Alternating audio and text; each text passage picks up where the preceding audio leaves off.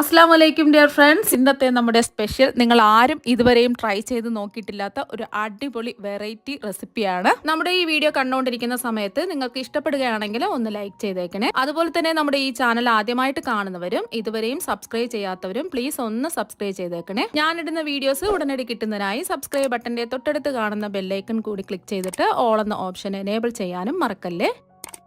ഇന്നത്തെ റെസിപ്പി എന്ന് പറയുന്നത് ബാക്കി വന്ന ദോശ വെച്ചിട്ടുള്ളതാണ്. നമ്മൾ രാവിലെ ചുട്ടെടുത്തിട്ട് ബാക്കി വന്ന ദോശയാണ് ഞാനിപ്പോൾ എടുത്തിട്ടുള്ളത്. 4 ദോശയാണ് എടുത്തിട്ടുള്ളത്.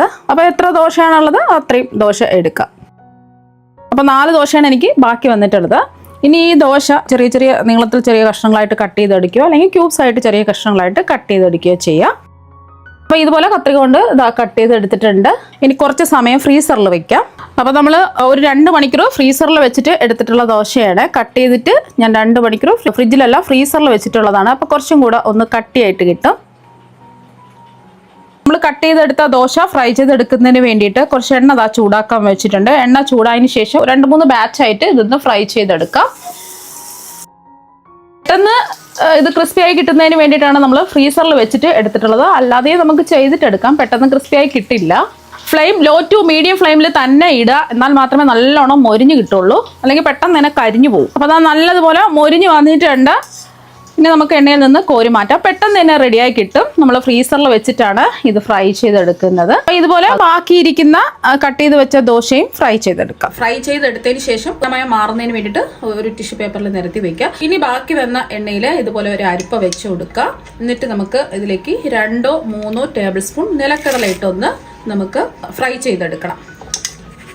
അപ്പോൾ ഇതിപ്പോൾ ഞാൻ റോസ്റ്റ് ചെയ്തെടുത്ത നിലക്കടലയാണ് എടുത്തിട്ടുള്ളത്. റോസ്റ്റ് ചെയ്യാത്തതോ റോസ്റ്റ് ചെയ്തതോ ഏത് വേണമെങ്കിലും എടുക്കാവുന്നതാണ്. റോസ്റ്റ് ചെയ്യാത്ത നിലക്കടലയാണെന്നുണ്ടെങ്കിൽ കുറച്ച് സമയം എടുക്കും. റോസ്റ്റ് ചെയ്ത നിലക്കടലയാണെന്നുണ്ടെങ്കിൽ 30 സെക്കൻഡ് ഒക്കെ ഒന്ന് നമുക്ക് ഇതുപോലെ എണ്ണയിലിട്ട് ഒന്ന് ഫ്രൈ ചെയ്തെടുത്താൽ മതി. അരിപ്പയിൽ ഇങ്ങനെ ഇട്ടിട്ട് ചെയ്യണമെന്ന് നിർബന്ധമൊന്നുമില്ല. അപ്പോൾ കോരി എടുക്കാൻ എളുപ്പത്തിന് വേണ്ടിയിട്ടാണ് ഇങ്ങനെ കാണിക്കുന്നത്. അല്ല നേരിട്ട് എണ്ണയിലിട്ടിട്ട് ഫ്രൈ ചെയ്തെടുക്കാം. ഏതാണോ നിങ്ങൾക്ക് സൗകര്യമുള്ളത് അതിനനുസരിച്ചിട്ട് ചെയ്തിട്ടെടുക്കാം.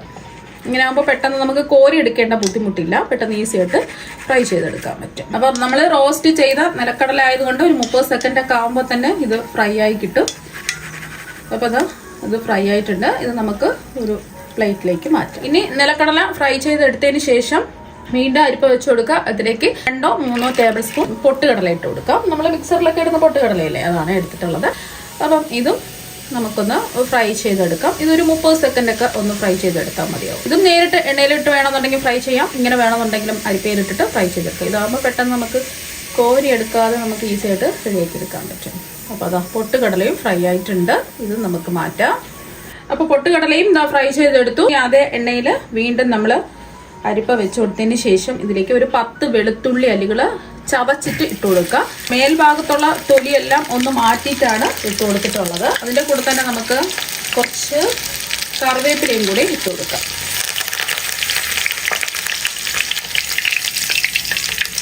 പെട്ടെന്ന് തന്നെ ആയി കിട്ടും. കണ്ടില്ലേ, വെളുത്തുള്ളിയുടെ നിറമൊക്കെ മാറി കറിവേപ്പിലയൊക്കെ ഫ്രൈ ആയി കിട്ടിയിട്ടുണ്ട്. വെളുത്തുള്ളിയും കറിവേപ്പിലയും പെട്ടെന്ന് തന്നെ ഫ്രൈ ആയി കിട്ടിയിട്ടുണ്ട്.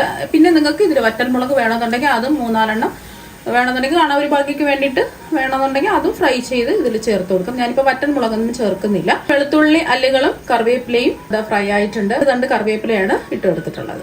ഇത് നമുക്ക് മാറ്റി വയ്ക്കാം. ഇത് ദോശ ആദ്യം നമ്മൾ ഫ്രൈ ചെയ്ത് എടുത്തിട്ടുള്ളതാണ്. ടിഷ്യൂ പേപ്പറിൽ ഇട്ട് വെച്ചിട്ടുണ്ട്. ഇത് ഞാൻ എടുത്ത് കാണിച്ചു തരാം എത്രമാത്രം ക്രിസ്പി ആണെന്നുള്ളത്. കണ്ടില്ലേ, നല്ലോണം മൊരിഞ്ഞാണ് ഇരിക്കുന്നത്.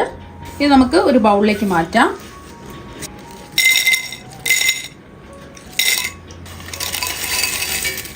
ദോശ ഫ്രൈ ചെയ്തെടുത്തത് ഒരു ബൗളിലേക്ക് മാറ്റിയിട്ടുണ്ട്. നല്ല ക്രിസ്പി ആയിട്ടാണ് ഇരിക്കുന്നത്. ഇനി ഇതിലേക്ക് ഫ്രൈ ചെയ്തെടുത്ത നിലക്കടല ഇടാം.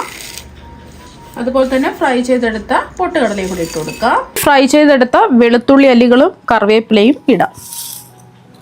ഇനി നമുക്ക് ആവശ്യത്തിനുള്ള ഉപ്പ് ചേർത്ത് കൊടുക്കാം. ഞാനിപ്പോൾ ഒരു 1/4 ടീസ്പൂൺ ഉപ്പാണ് ചേർത്ത് കൊടുക്കുന്നത്. നമ്മൾ ദോശമാവിലൊക്കെ ഉപ്പ് ചേർത്തിട്ടാണല്ലോ തയ്യാറാക്കുന്നത്. ഇതിലേക്ക് വേണ്ട ആവശ്യത്തിനുള്ള കുറച്ച് ഉപ്പ് ചേർത്താൽ മതി.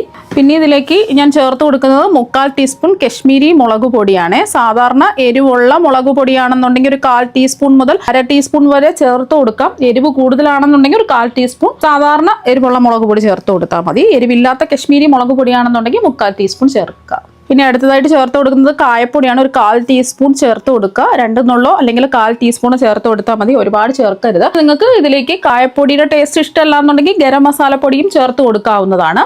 അതും ഒരു 1/4 ടീസ്പൂൺ ചേർത്ത് കൊടുത്താൽ മതി. എല്ലാം ഒന്ന് മിക്സ് ചെയ്തെടുക്കാം. ബാക്കി വന്ന ഏത് പലഹാരം ആയിക്കോട്ടെ അല്ലെങ്കിൽ ചോറായിക്കോട്ടെ ഒന്നും തന്നെ നമുക്ക് വേസ്റ്റ് ചെയ്യാത്ത രീതിയിൽ നമുക്ക് ഈ ഒരു ഐഡിയ ഉണ്ടെന്നുണ്ടെങ്കിൽ വളരെയധികം രുചികരമായിട്ട് നമുക്ക് തയ്യാറാക്കി എടുക്കാൻ പറ്റും. ഇതിപ്പോ രാവിലെ ഞാൻ തയ്യാറാക്കി എടുത്ത ദോശയല്ലേ, വൈകിട്ടാവുമ്പോൾ അത് വേസ്റ്റ് ആയി പോവാണ് പതിവ്. രാവിലെ ബ്രേക്ക്ഫാസ്റ്റുമായി, വൈകിട്ട് ചായപ്പലഹാരമായി. അപ്പൊ എന്ത് ഈസിയാണ്, നമുക്ക് ഒരു ആഹാരവും നമുക്ക് വേസ്റ്റ് ആയി പോവാതെ നമുക്ക് ഇതുപോലെ വളരെ രുചികരമായിട്ട് റെഡിയാക്കി എടുക്കാൻ പറ്റും. നമുക്കൊരു ചെറിയൊരു ഐഡിയ ഉണ്ടെങ്കിൽ നമുക്ക് പലഹാരവും വേസ്റ്റ് ആയി പോവില്ല. അപ്പോൾ അതെല്ലാം ഒന്ന് മിക്സ് ചെയ്ത് എടുത്തിട്ടുണ്ട്. ഉപ്പൊക്കെ കറക്റ്റ് ആണോ എന്ന് ചെക്ക് ചെയ്ത് നോക്കുക. അതുപോലെ എരിവും കറക്റ്റ് ആണോ എന്ന് ചെക്ക് ചെയ്ത് നോക്കുക. ഞാനിപ്പോൾ ഇത് ഒരു മിക്സറിന്റെ രീതിയിലാണ് റെഡിയാക്കി എടുത്തിട്ടുള്ളത്. നിങ്ങളുടെ ഐഡിയയിൽ എന്താണോ ചെയ്യാൻ പറ്റുന്നത് അതിൽ തയ്യാറാക്കി കൊടുക്കുക. കുട്ടികൾക്ക് എന്തായാലും ഇഷ്ടമാകും. അപ്പം നല്ല അടിപൊളി ടേസ്റ്റാണ്.